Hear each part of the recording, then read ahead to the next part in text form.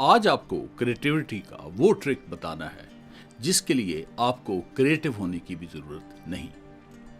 दुनिया के अक्सर बड़े लोगों ने इस ट्रिक को इस्तेमाल किया और कामयाब हुए। इस ट्रिक का नाम है कॉम्बिनेशनल क्रिएटिविटी और आज हम इसी को खंगालेंगे। क्रिएटिविटी क्या है? न्यू यूजफुल थिंग, कोई नई फायदेमंद चीज। कॉम्बिनेशनल क्रिएटिविटी क्या है? Combining to existing ideas, objects, patterns to create something entirely new. दो आइडियाज को मिला दो, दो ऑब्जेक्ट्स को मिला दो, दो पैटर्न्स को मिला दो और नई चीज बना डालो। बस कंबाइन करना है। इसके कई और भी नाम हैं: हाइब्रिड क्रिएटिविटी, फ्यूजन क्रिएटिविटी और कंसेप्चुअल ब्लेंडिंग। अब हम इसकी मिसालें देखते हैं। वेस्टर्न में और एशियन कल्चर में हमेशा ये एडवाइस किया जाता है कि रोटी की प्लेट आपकी लेफ्ट साइड पे हो और सालन की प्लेट आपकी राइट साइड पे हो। तो जब आप खाने लगते हैं तो आप फ्लाइट लेते हैं और रोटी की प्लेट में जाते हैं, कट करते हैं, स्कूप बनाते हैं, फिर उबर करा के सालन की प्लेट पर पहुंचते हैं, फिर वहां से सालन उठा के फ्लाइट पकड़ते हैं और साथ साथ मुंह खोलते जाते हैं। तो एक लुकमा आपके अंदर जाता है। फिर फ्लाइट की, कटिंग की, स्कूप बनाया, उबर ली, फिर सालन पे पहुंचे, फिर सालन उठाया, मुंह खोला अंदर। तो इस तरह रोटी खाते खाते आप मीलों का सफर करके थक चुके होते हैं। तो उन्होंने सोचा कि ये इस मसले का हल क्या है। तो उन्होंने ये किया कि रोटी के ऊपर ही पेस्ट लगा दिया सालन का और वो बन गया पिज़्ज़ा। अब आप पिज़्ज़ा ऐसे खा रहे हैं और सारे सफ़र से आपकी जान छूट गई। जस्ट दो चीज़ों को कंबाइन किया और ये है कॉम्बिनेशनल क्रिएटिविटी का कमाल। अब दूसरी मिसाल भी देख लेते हैं। साग वाला पराठा, आलू वाला पराठा, मूली वाला पराठा आपने बचपन में खाया होगा। करते क्या थे कि दो पेड़े लिए, उसमें साग या आलू या मूली बीच में रखी, दूसरा पेड़ा ऊपर रखा और ऐसे प्रेस करके उसको तल लिया। अगर रोटी की जगह पर कटा हुआ बन ले लें और उसमें कबाब, अंडा, उसमें चिकन, उसमें मायोनीज, उसमें केचप वगैरह डाल दें, तो इस तरह से बर्गर ने जन्म ले लिया और हर तरफ मैकडॉनल्ड और KFC खुल गए। ये है कॉम्बिनेशनल क्रिएटिविटी का कमाल। लाहौरी खाने पीने में बहुत शौकीन है। भज्जे के पाए, कूजी हलीम, वारस निहारी, बट कढ़ाई, शीफा का मटन कीमा, सिरदार की मछली, चमन की आइसक्रीम, बाबा जी की कुल्फी और यूसुफ फलूदा। इन सब का सीक्रेट सिर्फ एक चीज में है, वो है कि ये डिफरेंट आइटम्स को लेते हैं और डिफरेंट रेशो इस्तेमाल करते हैं, जो इनका ट्रेड सीक्रेट होता है। यानी मुख्तलिफ चीज़ों को लेते हैं और एक ख़ास तनासब के साथ मिक्स करते हैं और टेस्ट डेवलप करते हैं और बेसिकली ये कॉम्बिनेशनल क्रिएटिविटी को इस्तेमाल करते हैं। अब आते हैं डेली लाइफ एग्जाम्पल्स की तरफ।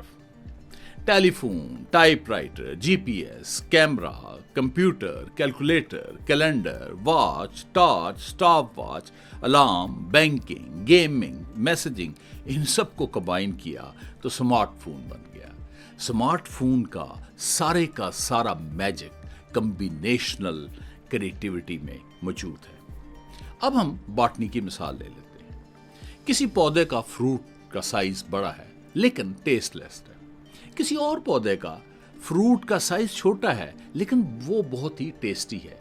तो हम उस फ्रूट की, जिसको कलम कहते हैं, वो लेके पहले वाले पौधे के रूट स्टॉक में लगा देते हैं, यानी उसकी ग्राफ्टिंग कर देते हैं। तो जब वो पौधा बड़ा होता है तो जो उसका फल होता है वो ना सिर्फ साइज में बड़ा होता है बल्कि वो बहुत टेस्टी होता है। तो ये है कॉम्बिनेशनल क्रिएटिविटी का कमाल। अब हम जालू जी से एक मिसाल डेली लाइफ से लेते हैं। मेल डंकी जैक को फीमेल हॉर्स मेयर के साथ जब क्रॉस ब्रीड किया जाता है तो उससे म्यूल पैदा होती है। म्यूल में बहुत ज़्यादा पावर होती है, उसके मसल्स बहुत ज़्यादा स्ट्रांग होते हैं, वो बहुत रिजिलियंट होती है اور اس جو کہ وہ انفرٹائل ہوتی ہے، تو اس لیے اس کا پورا فوکس کام کے اوپر ہوتا ہے۔ یہی وجہ ہے کہ پہاڑی علاقوں میں سیاچین یا وہاں راشن یا دوسری چیزیں بھجوانے کے لیے ہمیشہ کھچروں سے کام لیا جاتا ہے، یعنی میول سے کام لیا جاتا ہے۔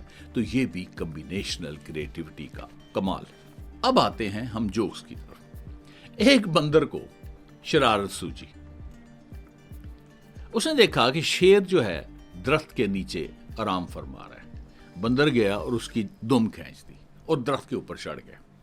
شیر نے سوچا کہ میں تو جنگل کا بادشاہ ہوں، اگر دم کھینچنے والی خبر وائرل ہو گئی تو میں تو کہیں کا نہیں رہوں گا، میری تو کل کو کوئی بات ہی نہیں مانے گا۔ تو اس نے سوچا کہ اس کو پکڑ کے مارتا ہوں۔ اب شیر اس کے پیچھے پیچھے ہے، وہ ادھر سے ادھر چھلانگے مار رہا ہے، ادھر سے ادھر چھلانگے مار رہا ہے، لیکن شیر نے اس کا پیچھا نہ چھوڑا۔ بندر ڈر کے گاؤں کی طرف بھاگ گیا۔ گاؤں پہنچا تو وہاں ایک ہوٹل تھا، اس کے اندر چلا گیا۔ ہوٹل میں ایک گیسٹ جو تھا وہ باتھ روم میں گیا ہوا تھا، وہ اس کی کرسی پہ بیٹھ گیا، اس کی ٹوپی پہن لی، اس کی اینک لگا لی اور اخبار سامنے رکھ کے پڑھنا شروع۔ اتنی دیر میں شیر بھی ادھر آ گیا۔ شیر نے سوچا کہ اسی سے پوچھ لیتا ہوں۔ شیر اس کے سامنے بیٹھ گیا، پوچھا کہ ادھر کوئی بندر تو نہیں آیا؟ بندر بولا وہی بندر جس نے شیر کی دم کھینچی۔ شیر بڑا حیران ہوا اور پوچھا کہ تمہیں کیسے پتا چلا؟ کہتا ہے اخبار میں لکھا ہوا ہے۔ اس میں جو کریکٹرز ہیں وہ جانوروں کے لیے ہیں اور عادتیں جو ہیں وہ انسانوں کے لیے ہیں، اور دونوں کو کمبائن کر کے یہ جوک بنایا۔ اب دوسرا جوک بھی سنتے ہیں۔ ایک دفعہ ایک سردار ریل میں سفر کر رہا تھا۔ سردار عموماً گندم کھاتے ہیں اور بڑے ہٹے کٹے ہوتے ہیں، اور اس میں ایک بنگالی چڑھ گیا۔ بنگالی عموماً چاول کھاتے ہیں، مچھلی کھاتے ہیں اور دبلے پتلے ہوتے ہیں۔ بنگالی جب اس کے سامنے آ کے بیٹھا تو اس نے صندوق اٹھا کے سوچا کہ اوپر والی سیٹ کے اوپر جو ہے میں رکھ دوں۔ وہ جو صندوق تھا وہ وزنی تھا، اس سے اٹھایا نہیں گیا۔ وہ سردار اپنی کرسی سے اٹھا اور اس نے ایک جھٹکے میں صندوق اٹھایا اور اوپر رکھ دیا، اور ساتھ بنگالی کو طنز ماری، اوئے بنگالیو گندم کھایا کرو، اتنا طاقت آندی ہے۔ وہ بڑا شرمندہ ہوا بنگالی، لیکن چپ رہا۔ تھوڑی دیر گزری تو بنگالی کو گرمی لگی، تو اس نے کہا کہ تازہ ہوا کے لیے میں کھڑکی کھولتا ہوں۔ وہ کھڑکی کھولنے لگا، زور لگائے، کھولے نہ، زنگ کی وجہ سے پھنسی ہوئی تھی، بڑا اس نے زور لگایا، نہیں کھلی۔ سردار نے دیکھ لیا۔ سردار اپنی سیٹ سے اٹھا اور بولا ست سری اکال، اور زور لگایا اور کھڑکی کھول گئی۔ اور پھر بنگالی کی طرف دیکھ کے کہتا ہے اوئے بنگالیو گندم کھایا کرو، اتنا طاقت آندی ہے۔ بنگالی بڑا شرمندہ ہوا لیکن چپ رہا۔ اس کے بعد تھوڑی دیر کے بعد بنگالی کو بھوک لگ گئی۔ اس نے اپنا وہ کھانے والا ٹفن نکالا، اب ٹفن کھولنے لگا تو ٹفن اس سے کھلا نہیں۔ بڑی دیر اس کے ساتھ دیگا مشتی لگا رہا تو سردار دیکھ رہا تھا۔ سردار اپنی سیٹ سے اٹھا اور اسے ٹفن چھینا اور ایک جھٹکے سے کھول دیا۔ کھولا تو اندر دیکھا تو پھر چاول۔ وہ غصے میں اس کو پڑ گیا۔ وہ کہتا اوئے بنگالیو تو کنی دفعہ کیا ہے گندم کھایا کرو، اتنا طاقت آتی۔ اب بنگالی نے محسوس کیا اور اس کو چڑھ گیا غصہ۔ اس نے کہا اب اس ڈبے میں نہیں بیٹھنا، میں کسی اور ڈبے میں جاتا ہوں۔ وہ اٹھ کے جا کے زنجیر جو ہے نا اس نے کھینچ دی تاکہ گاڑی رکے۔ وہ زنجیر اسے کھینچے نہیں، بڑا اس نے زور لگایا۔ سردار نے دیکھ لیا، سردار پھر آیا، سردار نے ایسے زنجیر کھینچی، گاڑی رکنی شروع ہو گئی۔ اور اس نے پھر بنگالی کو کہا تمہیں کتنی دفعہ سمجھایا ہے گندم کھایا کرو، اس سے طاقت آندی ہے۔ اتنی دیر میں گاڑی رک گئی۔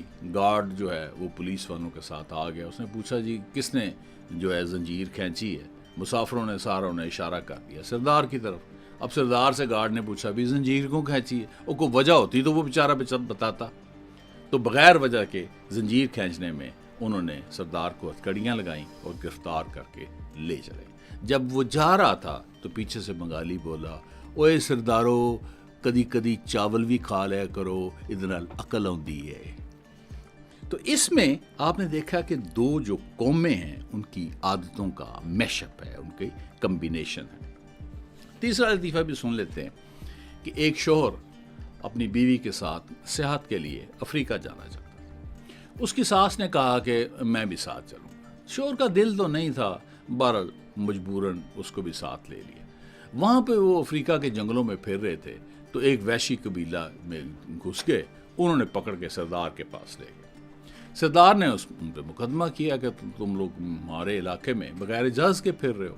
تو اس نے ان کو سزا سنائی کہ آپ سب کو 20 کوڑے لگائے جائیں گے، اور ساتھ یہ ہے کہ چونکہ آپ لوگ اس علاقے میں نئے ہو اور آپ کو قبیلے کے قانون کا نہیں پتہ، اس لیے آپ کی ایک جائز خواہش جو ہے وہ مانی جائے گی۔ پہلے بیوی کی باری تھی، اس سے خواہش پوچھی گئی، اس نے کہا جی میری پشت پر ایک تکیہ باندھ کر کوڑے مارے جائیں۔ کوڑے لگے، اس کو تھوڑی بہت درد ہوئی لیکن وہ برداشت کر گئی۔ اس کے بعد ساس کی باری تھی، ساس بڑی ہوشیار تھی، اس سے جب خواہش پوچھی تو اس نے کہا جی میری پشت پر 4 تکیے رکھ کے کوڑے لگائے جائیں۔ وہ کوڑے لگے، ساس کو پتہ بھی نہیں چلا کہ کب کوڑے لگے ہیں تو کوڑے نہیں لگے۔ اس کے بعد شوہر کی باری تھی تو اس سے خواہش پوچھی تو وہ سردار کو کہتا ہے میری ایک خواہش نہیں، میری 2 خواہش ہے۔ سردار نے کہا بات سنو، تم مرد ہو اس لیے تمہاری 2 خواہشیں مان لیتے، خواہش بتاؤ۔ کہتا جی پہلی خواہش میری یہ ہے کہ مجھے 20 کوڑے نہیں، مجھے 40 کوڑے مارے جائیں۔ سردار بڑا خوش ہوا کہ یہ ہوئی نا مردوں والی بات، 20 کی بجائے 40۔ ویل، بہت خوش ہو گیا۔ تو کہا دوسری خواہش بتاؤ۔ کہتا دوسری میری یہ خواہش ہے کہ میری ساس کو میرے پیچھے باندھ کر کوڑے مارے جائیں۔ تو اس میں انسان کی خواہش، مجبوری، انتقام کا میش اپ ہے، ان کا کمبینیشن ہے۔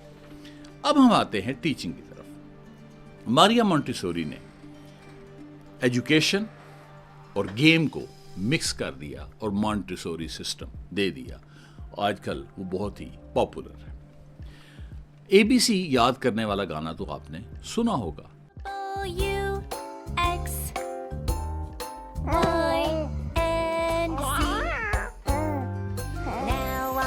اس میں میوزک اور لرننگ کو آپس میں کمبائن کرتے ہیں۔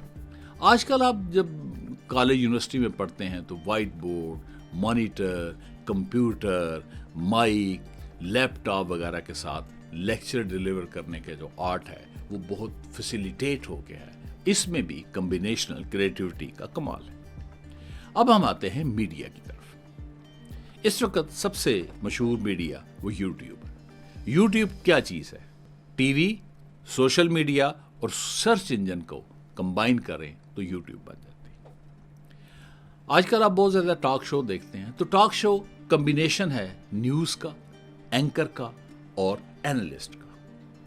اسی طرح آج کل ویڈیوز لوگ بناتے ہیں، ویڈیوز کے اندر ٹیکسٹ ڈالتے ہیں، ویڈیوز کے اندر شارٹ ویڈیوز ڈالتے ہیں، اس میں پکچرز ڈالتے ہیں، اس میں سانگ ڈالتے ہیں، اس میں اسکرین شاٹ ڈالتے ہیں۔ اس سے ان کی جو بات کرنے کی جو کمیونیکیٹنگ سکل ہے وہ بڑھ جاتی ہے، انٹرٹینمنٹ بڑھ جاتی ہے اور بڑی افیکٹو ہو جاتی ہے۔ تو اس میں بھی کمبینیشن کا ہی کمال ہے۔ اب آتے ہیں ہم آرٹ کی طرف۔ پبلو پکاسو ایک اسپینش پینٹر تھا۔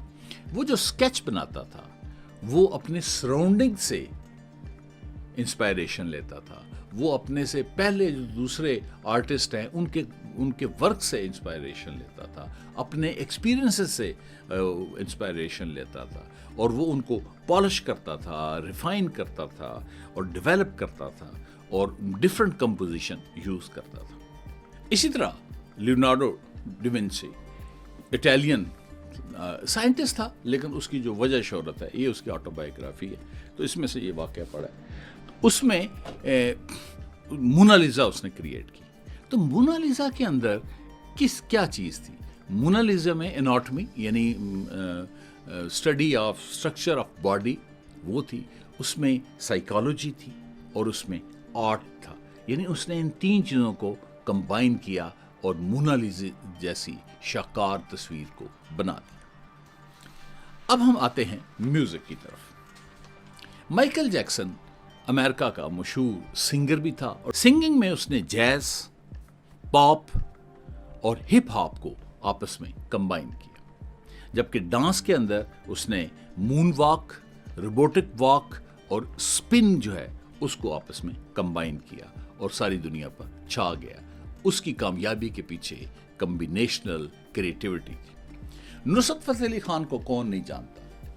نصرت فتح علی خان نے قوالی اور ویسٹرن انسٹرومنٹس کو آپس میں جوڑ دیا۔ ویسٹرن میوزیشین مائیکل بروک اور پیٹر گیبریل کی مدد سے اس نے 1990 میں مست البم ریلیز کیا جو کہ بہت ہٹ ہو گیا. پھر 1996 میں اس نے نائٹ سانگز کا البم ریلیز کیا. اس میش اپ کے ساتھ پاکستان اور دنیا میں اس کا نام پیدا ہوا. اب ہم آتے ہیں ایڈیمز کی طرف. A stitch in time saves time. اس میں ٹیلرنگ اور ٹائم مینجمنٹ، یعنی کہ وقت کے اوپر اگر ایک سٹچ لگائیں تو وہ 9 سٹچز سے بچا لیتا ہے. یعنی پرابلم جب شروع میں چھوٹی ہوتی ہے، اگر اسی کو پکڑ لیں تو ٹھیک ہے، وقت گزرے گا تو پرابلم بڑی ہو جائے گی. تو اس میں ٹیلرنگ اور ٹائم مینج کا آپس میں کمبائن کر دیں. ان ایپل پائی آرڈر. کبھی آپ نے ایپل دیکھے ہوں تو ایپل جب بھی رکھیں تو ان میں بڑی خاص ایک ترتیب ہوتی ہے. اسی طرح پائی یعنی کباب دیکھیں تو اس میں بڑی ترتیب ہوتی ہے. تو کسی نے ان کی پرفیکٹ ترتیب کو سامنے رکھ کے ان کو دونوں کو اکٹھا کر دیا اور ایڈیم بنا دیا ان ایپل پائی آرڈر. یعنی چیزیں مکمل ترتیب میں جب ہوں تو یہ یہاں بھی کمبینیشن ہو رہی ہے، کمبینیشنل کریٹیوٹی یوز ہو رہی ہے. بٹوین سلا اینڈ کریبڈیز، یہ گریک متھ ہے جو کہ ہومر کے اوڈیسی اسپیشلی وہاں سے لی گئی ہے. اس میں جو سلا ہے وہ ایک 6 ہیڈڈ مانسٹر ہے اور اس کے 12 پاؤں ہیں، اور وہ جو سمندروں میں رہتا ہے اور جہازوں کو وہ ڈبو دیتا ہے. اور کرپٹس جو ہے یہ ایک بہت ہی مہلک قسم کا ورل پول ہے، بھنور ہے، ٹھیک ہے، اور یہ بھی شپس کو ڈبو دیتا ہے، ڈسٹرائے کر دیتا ہے. تو اب ان 2 ماسٹرز کو لے کے بٹوین سلا اینڈ کرپٹس، اس کا مطلب یہ ہوتا ہے کہ آپ کے اس طرف بھی خطرہ ہے، اس طرف بھی خطرہ ہے. خاص طور پہ اسٹریٹ آف میسینیا جو اٹلی اور سسلی کے درمیان ہے، وہ ایک تنگ سا رستہ ہے اور اس میں ایک طرف پہاڑی بھی ہے، چونکہ یہ سلا پہاڑی کے اوپر رہتا ہے تو اس کو ادھر بھی لگاتے ہیں. اور ساتھ اس کے ورلپول ہے. ورلپول کی وجہ یہ ہے کہ 120 کلومیٹر کی وہاں پہ رفتار سے آندھی چل رہی ہوتی ہے، اور پھر اس کے بعد وہ فالٹ لائن یوریشین پلیٹ اور افریقن پلیٹ وہاں پہ مل رہی ہے. وہ زلزلہ بھی ساتھ ساتھ ریکٹر سکیل کا آ جاتا ہے. تو وہ یہی وجہ ہے کہ وہ ایک جگہ پہ 3 کلومیٹر چوڑی ہے لیکن وہاں پل نہیں بنا، جبکہ ہم دیکھتے ہیں کہ 50 کلومیٹر کے پل جو ہے وہ بنے ہوئے ہیں. تو اس کو وہاں بھی اپلائی کیا جاتا ہے. اب ہم آتے ہیں لٹریچر کی طرف. شیکسپیئر انگلش ڈرامہ نگار تھا. اس کے اکثر ڈراموں کا پلاٹ پچھلی کہانیوں سے لیا گیا. ہیملٹ ایک ٹریجڈی ہے جو 1600 میں لکھی گئی. ڈنمارک کے ایک شہزادے ہیملٹ کو پتا چلا کہ اس کا چچا جو کلاڈیس ہے اس نے اس کے باپ یعنی کنگ کو قتل کر کے اس کی جو ماں ہے کوئین گیرٹروڈی اس کے ساتھ شادی کر لی. تو وہ اپنے چچا سے بدلہ لینے کے لیے نکلتا ہے. جبکہ یہ اسکینڈینیوین کہانی سیکسو گرامیٹیکس نے ایک لکھی تھی، ایملت 1200 میں لکھی، یعنی 400 سال پہلے، کہ ڈنمارک کا ایک شہزادہ ہے ایملت. اس کو پتہ چلتا ہے کہ اس کا جو چچا فینگ ہے اس نے اس کے باپ یعنی کنگ کو مار دیا اور پھر اس کی جو ماں تھی یعنی کوئین گروتھا اس کے ساتھ شادی کر لی. پھر وہ بدلہ لیتا ہے. آپ نے دیکھا ہوگا کہ ہیملٹ اور ایملت کی کہانی کتنی سملر ہے، یعنی اس نے اس کو لے کے اس میں آگے کمبائن کر کے اس کو پیش کر لی. رومیو اور جولیٹ کا پلاٹ جو ہے وہ گریک مت پیرامس اور تھسبی سے لیا گیا. پیرامس اور تھسبی ہمسائے تھے، آپس میں محبت کرتے تھے اور ان کے گھر ساتھ ساتھ تھے. تو بیچ میں ایک دراڑ تھی، اس میں یہ اپنے واٹس ایپ میسیجز ایکسچینج کرتے تھے. تو انہوں نے شادی کے اپنے بڑوں سے بات کی لیکن انہوں نے انکار کر دیا، چونکہ ان دونوں کے خاندانوں کا آپس میں صدیوں سے وہ ان کا جھگڑا جو ہے وہ چل رہا تھا. تو وہ ان کی شادی نہ ہوئی. تو پھر انہوں نے پروگرام یہ بنایا کہ ہم رات کو بھاگ جاتے ہیں، ٹھیک ہے. تو وہیں سے پروگرام یہ بنا کہ آج رات نکل جانا ہے اور ملبری کے ٹری کے نیچے ملنا ہے. اب ہوتا یہ ہے کہ وہ اسی رات جو تھسبی ہے وہ ملبری کے درخت کے نیچے پہنچ جاتی ہے. وہاں پہ ایک شیرنی آ جاتی ہے جس نے تازہ تازہ شکار کھایا ہوتا ہے، منہ سارے کو اس کو خون لگا ہوتا ہے. تو وہ یہ تھسبی وہاں سے بھاگ جاتی ہے لیکن اس کا جو دوپٹہ ہے ویل وہ وہیں پہ رہ جاتا ہے. وہ شیرنی کیا کرتی ہے، اس دوپٹے کے ساتھ کھیلتی گھولتی رہتی ہے، وہ سارا خون آلود ہو جاتا ہے. تو جب پیرامس وہاں پہ پہنچتا ہے تو تو وہ دوپٹہ دیکھتا ہے کہ یہ تو تھسبی کا دوپٹہ ہے، تو یہ تو خون اس نے تو مار دیا اس نے، کسی نے اس کو، جانور نے، تو وہ مایوس ہوتا ہے اور تلوار لے کے خودکشی کر لیتا ہے۔ اس کے بعد جو تھسبی ہے وہ کچھ دیر کے بعد آ جاتی ہے، آگے دیکھتی ہے تو آگے پیرامس کی ڈیڈ باڈی پڑی ہوتی ہے، تو وہ پھر وہی تلوار لیتی ہے اور خودکشی کر لیتی ہے۔ اب یہ پلاٹ ہے پیرامس اور تھسبی کا، سیم رومیو اور جولیٹ کی بھی یہی کہانی ہے، تھوڑا سا فرق یہ ہے کہ یہاں تلوار سے وہ سوئسائڈ کرتے ہیں، وہاں پہ پائزن سے کرتے ہیں۔ اب لٹریچر سے چند ایک اور مثالیں بھی آپ کو دے دیتے ہیں کہ یہ ناول ہے 1984 جو کہ جارج آرویل نے لکھا ہے۔ اس میں کیا کمبائن کیا ہے پالیٹکس کو اور ڈسٹوپیا اسٹیٹ۔ ڈسٹوپیا اسٹیٹ اور ٹوٹلیٹرین اسٹیٹ ہوتی ہے جہاں لا اینڈ آرڈر بھی ٹھیک نہیں ہوتا اور کوئی انجسٹس وغیرہ ہوتا ہے۔ یہ جسٹن گارڈن کی بک ہیں صوفی کی دنیا، بڑی کمال کا یہ ناول ہے۔ تو اس میں فکشن بھی ہے اور فلاسفی بھی ہے، دونوں کا کمبینیشن ہے۔ اگر ہم اردو میں آئیں تو قدرت اللہ شہاب کی یہ کتاب ہے شہاب نامہ، اس میں یہ ان کی آٹو بایوگرافی بھی ہے، پالیٹکس بھی ہے اور اس کے اندر صوفیزم بھی ہے۔ اشفاق احمد کو دیکھیں تو یہ اشفاق احمد کا زاویہ 1، زاویہ 2، زاویہ 3، بابا صاحبہ، چند کتابیں جو میں لایا ہوں اوپر۔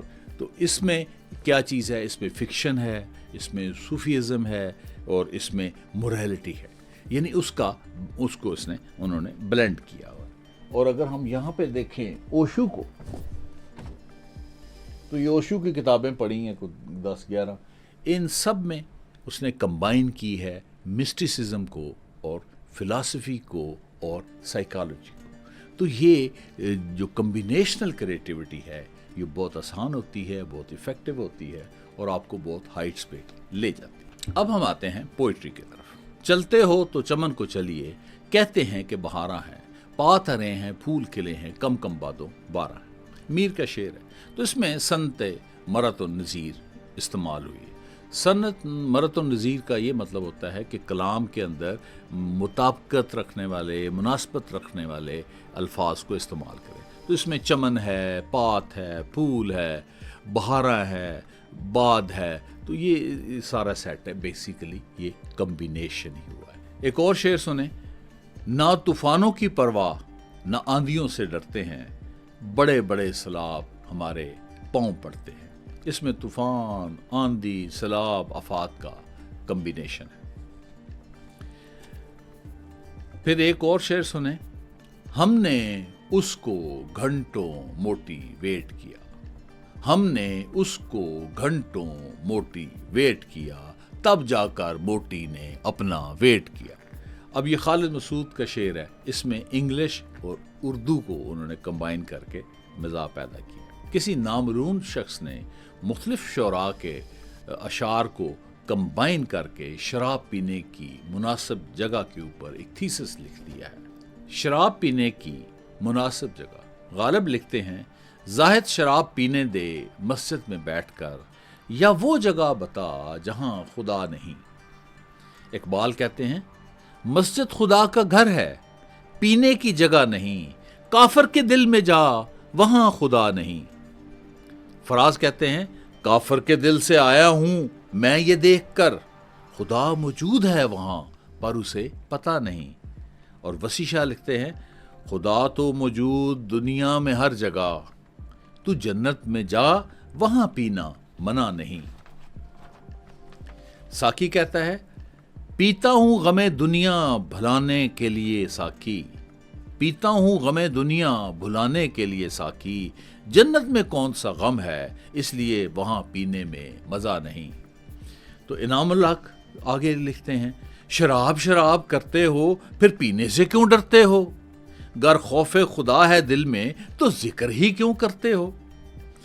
پھر ندیم صاحب لکھتے ہیں کہہ دیا خدا نے حرام تو پھر تم بحث کیوں کرتے ہو، پتا تو ہے حرام لیکن پھر بھی شراب شراب کرتے ہو۔ تو یہ کمبینیشنل کریٹیوٹی کا کمال ہے۔ اب آتے ہیں فلسفی کی طرف۔ Hegel's dialectic theory, interplay of opposing ideas, thesis and antithesis to reach a higher level of understanding synthesis. یعنی ایک تھیسس ہوتا ہے, یعنی ویل اسٹیبلش تھاٹ ہوتا ہے جس کے اوپر ساروں کا کنسنسس ہوتا ہے, لیکن اس کے مقابلے میں اس کو مخالف ایک آئیڈیا جنم لیتا ہے جو اس کے ساتھ جھگڑا کرتا ہے. پھر یہ دونوں آپس میں اسٹرگل کرتے رہتے ہیں, پھر ایک جگہ پہ آ کے یہ کمپرومائز کر لیتے ہیں اور یہ سنتھسس ہو جاتا ہے. تو یہاں تک آپ یہ اس کو اگر دیکھیں تو یہ بھی کمبینیشنل کریٹیوٹی ہی ہے which has adopted natural course of time. ٹھیک ہے, تو اس کی میں مثال بھی آپ کو دے دیتا ہوں کہ نیا شادی شدہ جوڑا جو ہوتا ہے تو وہ ان میں لو ہوتا ہے, سب گڈی ہوتا ہے, بڑے پیار محبت سے ایک دوسرے کے ساتھ وہ چل رہے ہوتے ہیں. جب تھوڑا سا وقت گزرتا ہے تو پھر تھوڑے سے ڈفرینسز پیدا ہونے شروع ہو جاتے ہیں, پھر ہیٹ شروع ہو جاتا ہے اور خاصا ہیٹ کی سچویشن بن جاتی ہے اور ڈیزالو ہونے تک آ جاتا ہے. پھر جب ایک وقت گزرتا ہے تو پھر آپ ایک دوسرے کو انڈرسٹینڈ کر جاتے ہیں کہ اس میں یہ پازیٹیو ہیں, یہ نیگیٹیو ہیں, میرے پازیٹیو اور نیگیٹیو ہیں. پھر ایک لو ہیٹ ریلیشن شپ ہوتا ہے, وہی چلتا رہتا ہے. تو میں اس کے مزید اس کی اور ایک مثال دے دیتا ہوں. تو ایک نیا شادی شدہ جوڑا تھا, تو ان کی نئی شادی ہوئی, تو وہ جا رہے تھے تو سڑک کے درمیان گڑھا تھا. تو وہ خاوند بولا, جانو دیکھ کے کہیں گڑھے میں آپ گر نہ جائیں, آپ کو چوٹ نہ لگ جائے. ٹھیک ہے, اب کچھ دیر گزر جاتے ہیں تو وہی جوڑا گزر رہا ہوتا ہے, رستے میں ایک گڑھا آ جاتا ہے. ٹھیک ہے, اور خاوند جو ہے وہ کہتا ہے, او انی ہوگی دیکھ کے ٹور, گٹے گوڑے تم پڑھا لینے نے. ٹھیک ہے, اس میں سختی آ جاتی. اب شادی کو مزید وقت گزر چکا ہے. ٹھیک ہے, اب میاں بیوی جا رہے ہوتے ہیں, رستے میں گڑھا نظر آتا ہے. تو خاوند جب دیکھتا ہے گڑھا, وہ کھڑا ہو جاتا ہے, بولتا ہی نہیں. اس کو امید ہوتی ہے کہ اس میں گرے گی تو جان چھوٹ جائے گی. ٹھیک ہے, اور ساتھ وہ اس کو خوف بھی ہوتا ہے کہ اس کے گٹے گوٹے ٹوٹیں گے, یعنی اس کو انجریز ہوگی تو مجھے اس کا علاج بھی کرنا پڑے گا. یعنی لو ہیٹ ریلیشن شپ جو ہے وہ ڈیولپ ہو جاتا ہے. اب ہم آتے ہیں انوینشنس کی طرف. 5000 سال پہلے صندوق بھی تھا, پہیا بھی تھا. لوگ صندوق اٹھاتے تھے, سر پہ اٹھاتے تھے, گردن کی ہڈیاں آگے پیچھے ہو جاتی تھی, کندھے اٹھاتے تھے وہ ٹوٹ جاتے تھے, بازو مسل پول ہو جاتے تھے. اس نے ایک امریکی برنارڈ شیڈو نے کیا کیا, اس نے کہا کہ کیوں نہ میں یہ ویل جو ہیں ان کو چھوٹا کر دوں اور باکس کے نیچے لگا دوں. اس نے ویل کو باکس کے نیچے لگا دیا اور جو ہے رولنگ سوٹ کیس بن گیا اور مسئلہ حل ہو گیا. ہیلی کاپٹر کے اندر آپ نے کیمرہ کمبائن کر دیا تو کیا ڈرون بن گیا. ہیلی کاپٹر کے اندر آپ نے کیمرہ لگا دیا, ایکسپلوسو لگا دیا, تو یہ ڈرون جو جنگوں میں استعمال ہوتے ہیں یہ بن گئے. موٹر سائیکل کے اور آٹو رکشہ کو کمبائن کر دیا تو چنچی رکشہ جو ہے وہ بن گیا. آئنسٹائن کو دیکھتے ہیں, 1905 میں اس نے اسپیشل ریلیٹیوٹی دی. تو یہ اس نے کمبائن کیا ہے لا آف موشن جو گلیلیو کے تھے اور نیوٹن کے تھے اس کو, اور لا آف الیکٹرو میگنیٹزم کو, اور میکسویل کی جو ایک ایکویشن ہے اس کو اس نے کمبائن کیا اور ریفائن کیا. آئنسٹائن نے 1915 میں جنرل ریلیٹیوٹی دی. Einstein incorporated gravity into the framework of relativity. He said, gravity is not a force but a curvature of space-time caused by mass and energy. اب ہم چلتے ہیں پرابلم سالونگ کی طرف. کووڈ لاک ڈاؤن میں school, college, university بند ہو گئے. اب پڑھائیں کیسے؟ تو کیا کیا, کلاس روم اور زوم کو کمبائن کر دیا اور ہر گھر جو ہے وہ اسکول, کالج, یونیورسٹی بن گیا. مسئلہ حل ہو گیا. کس سے حل ہوا؟ کمبینیشنل کریٹیوٹی سے. اوپن سرجری ہوتی تھی, بندے ڈر رہے ہوتے تھے, انستھیزیا دیں گے, پیٹ چیریں گے, پھر ریکوری اتنی لمبی چوڑی تھی. تو اب کیا ہے, 3 سوراخ کرتے ہیں, ایک اس میں کیتھیٹر یعنی نالی ڈالتے ہیں, ایک میں کیمرہ ہوتا ہے, ایک میں لائٹ ہوتی ہے, ایک میں وہ کٹنگ ٹول ہوتا ہے, اس کو لیپروسکوپی کہتے ہیں. مریض جاتا ہے اور ساتھ ہی 1-2 دن کے بعد ٹھیک ہو کے واپس آ جاتا ہے. تو بیسیکلی یہاں کیا ہے, ساری چیزوں کو کمبائن کر دیا. اسی طرح آپ بی پی چیک کرتے ہیں, ہارٹ ریٹ چیک کرنا ہوتا ہے. اس طرح B P, heart rate, sugar check کرنی ہو تو ڈاکٹر کے پاس جانا پڑتا ہے, لیبارٹری میں ٹیسٹ کرنا پڑتا ہے. اسمارٹ واچ آ گئی, ساری چیزوں کو کمبائن کر دیا, آسانی سے آپ دیکھ لیتے ہیں. تو یہ کمبینیشنل جو کریٹیوٹی ہے یہ پرابلم کو سالو کرتی ہے. اب ہم آتے ہیں کہ how to generate combinational creativity. تو اس کے 3 سٹیپس ہیں. سٹیپ 1 ہے کہ آپ ایبزارب ایڈورس نالج. آپ ریڈنگ سے، لسننگ سے، واچنگ سے جو ہے مختلف جو ہے وہ ڈیٹا اپنے دماغ میں اکٹھا کریں اس علم کو. یہ آپ کا را مٹیریل ہے. اسٹیپ 2 ہے فائنڈ کنیکشن. آپ نے یہ دیکھنا ہے کہ کس کو کس کے ساتھ ملانا ہے. تو کس کو آپ کن چیزوں کو آپس میں ملائیں گے تو کوئی ویلیوبل چیز بنے گی. آپ نے وہاں پہ کنیکشن جو ہیں وہ تلاش کرنے ہیں. اور اسٹیپ 3 یہ ہے کہ جنریٹ سم تھنگ. کچھ نہ کچھ آپ بنائیں, کچھ نہ کچھ آپ لکھیں, no matter how basic it is and how absurd it is. جتنا مرضی فضول ہے, بیکار ہے, لیکن آپ کریں, اسٹارٹ شروع کریں. کریں گے, غلط کریں گے تو پھر جا کے ٹھیک ہوگا. یہ ایڈورڈ بونو کا مشورہ ہے اور دنیا میں یہی چلتا ہے. ٹھیک ہے. اب آپ کو ایک ایگزامپل میں دے دیتا ہوں ایک نیو انوینشن کی جو میں نے اس لیکچر کے لیے تیار کی. آپ کے گھر میں کرسی, آپ نے کرسی دیکھی. اب آپ سوچتے ہیں ساتھ میز پڑا ہوا ہے. کرسی میز میں کیا ہے کہ اگر کرسی کی جو بیک ہے وہاں پہ ایک ہنج لگ جائے, یعنی قبضہ سا لگ جائے, تو یہ ایسے فولڈ ہو جائے. ٹھیک ہے. اور کرسی کا جو بیک ہے وہ فلیٹ ہو, سیدھا, وہ ایسے لگ جائے تو وہ کیا بن گئی, میز بن گئی. اب کرسی, وہ کرسی بھی ہے اور میز بھی ہے. تو اس کے نیچے 4 چھوٹے پہیے لگا دی تو سرونگ ٹرالی بن گئی. گیسٹ آ رہے ہیں, آپ اس کو لے جائیں ادھر سے. اور اس کی وہ آپ پٹ لگا لیں تو وہ کیبنٹ بن گئی, آپ اس میں چیزیں رکھیں. تو یہ تھوڑا سا میں نے سوچا تو یہ 4 اس کے ڈفرینٹ کرسی بھی ہے, میز بھی ہے, وہ سرونگ ٹرالی بھی ہے اور وہ کیبنٹ بھی ہے. تو اس طرح کر کے آپ کریٹیوٹی, کمبینیشنل کریٹیوٹی کو یوز کر سکتے ہیں. کچن میں یوز کر کے نئی نئی ڈشز آپ بنا سکتے ہیں اور یہ بہت ہی ویلیوبل ہے. اب آتے ہیں اس کے کنکلوژن کی طرف. چین دنیا میں مینوفیکچرنگ میں پہلے نمبر پہ, ہر تیسری چیز چین کی بنی ہوئی ہے. اس کی بے مثال ترقی کے پیچھے کمبینیشنل کریٹیوٹی کا ہاتھ ہے اور یہ بہت ہی آسان ہے. کوئی بھی آدمی اس کو کمبائن 2 چیزوں کو کر کے اس کو حاصل کر سکتا ہے. امریکی فلاسفر اور سائیکالوجسٹ جیمز مارک بیلڈون نے 1890 میں یہ ٹرک جو دیا تھا. All form of creativity rely on combining existing mental elements. اس کے بعد ریسنٹلی اسٹیو جاب نے ٹچ اسکرین, فون, انٹرنیٹ کو کمبائن کیا اور آئی فون آپ کو دے دیا اور آپ آج مزے اڑا رہے ہیں. اور ساتھ اس نے اس سے ویلیوبل چیز جو آپ کو دی وہ اس کا ایک جملہ ہے جو اس نے ادا کیا. Creativity is just connecting things. Hope you will understanding it. Thank you for paying attention. We'll meet soon. Please stay tuned.